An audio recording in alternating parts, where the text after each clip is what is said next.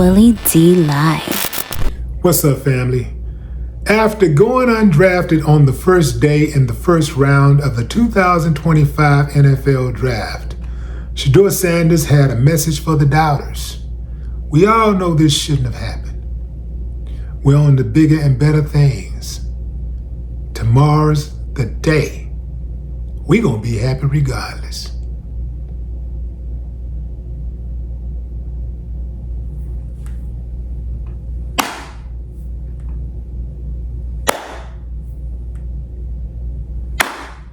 I ain't got no problem with that, but some of y'all do, so let's talk about it. Let's talk about it. Now, y'all know, I get it, fam. You know, he don't get a pass because he's Deion Sanders' son, right? You know, but you cannot deny the boy got skills. Okay, I know some of y'all, well, you know, he ain't the best college player. I didn't say he was. But I'll say this, there ain't 32 players who are better than him and more exciting to watch than Shedeur Sanders. And there ain't 32 players who are a bigger draw than Shedeur Sanders. Y'all know this ain't just about talent, it's about draw. It don't even make sense not to draft him, especially with all of these teams who need good quarterbacks. It don't even make sense for him not to be drafted in the first round, for him not to be a top 5 pick. That don't even make sense. So what is it about? They don't like his daddy. They don't like his daddy. They don't like his family. And I'm gonna tell you why.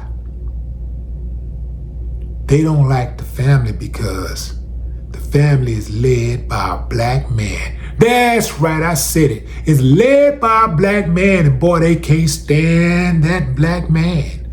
They can't stand that black leadership. Whoo, man.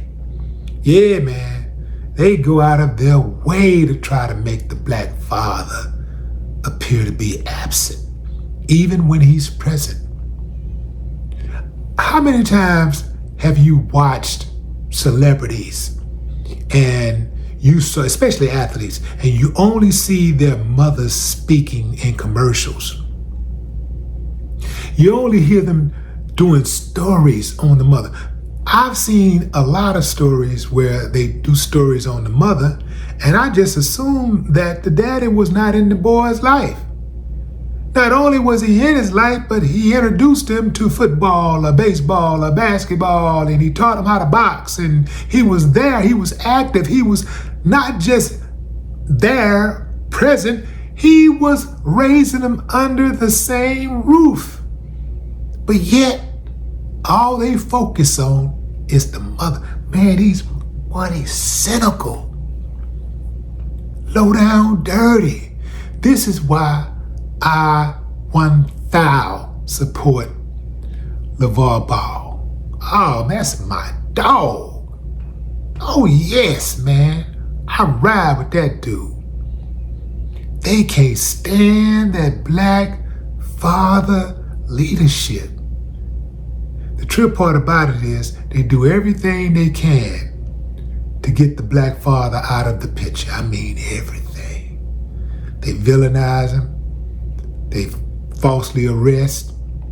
They put bait out there to try to make him do things that are inappropriate. They try to limit his job action, you know? I mean, they do this purposely.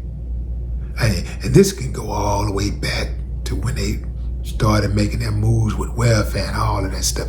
I mean, this stuff was by design. What kind of country would incentivize a woman to put the father of her children out of the house, to distance herself from the father of her children? What kind of country would do that? What type of people are that wicked. They know the importance of that fatherly leadership. They know. They've done tests on this. They've study after study after study. They say that, first of all, a child is better off in a 2-parent household. So why don't they encourage that? They said the next best thing, or the next best situation a child could have in terms of parenting is a father, not a mother. And that's not to minimize a mother's role. But fathers bring discipline and protection that a mother don't typically bring, right? And so they say children who grow up in households with their mother and their father, or their father, do better than they do if they were just raised by their mother. I can see it because when them boys get a certain age, mama, you just can't handle them. You can't handle them. That's where daddy come in. And here's another thing. When there's a man on the other side of that door, people know it's a man in that house. I don't think I'm gonna go over there and start no trouble. It's a man in that house. I ain't gonna be able to just beat up that girl and get away with it. It's a man in that house. I ain't gonna be able to just get that boy that package and think he gonna go out there and get it and come back with it. You know, his daddy gonna have something to say about that, you see? Yeah, man, it's a big difference.